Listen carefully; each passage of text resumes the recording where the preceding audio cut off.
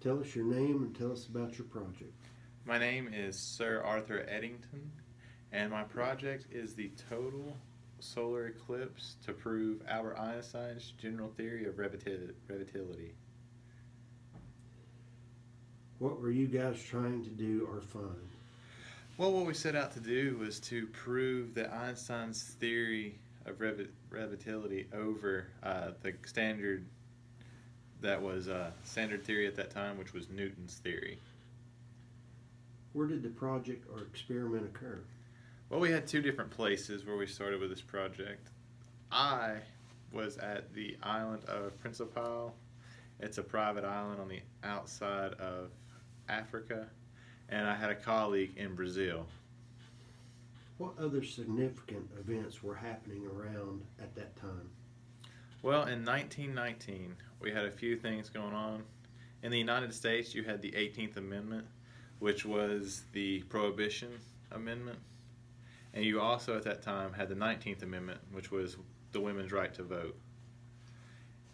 Worldly, you had the end of World War I with the signing of the Treaty of Versailles. And in my region, in Great Britain, we had the Anglo-Afghan War beginning, the third one beginning. Who else was involved in the project? I had two colleagues that were working with me. One was Sir Frank Watson, and he worked mostly, he was the early stages, he was more in 1916, and Andrew Cromwell was my colleague who was in Brazil. What was your role in the project? I was the project leader, and what my position was is I measured the true position of the stars that we were testing. What impact did your project have on the physics community? Well, our project proved that Einstein's theory was the correct method going forward over Newton's theory. What were some of the setbacks when conducting this experiment?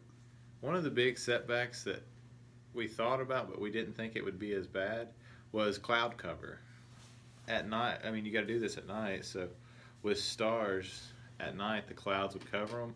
And we also, living in Britain, in Great Britain, you have city lights everywhere, so we had to go where there were no city lights.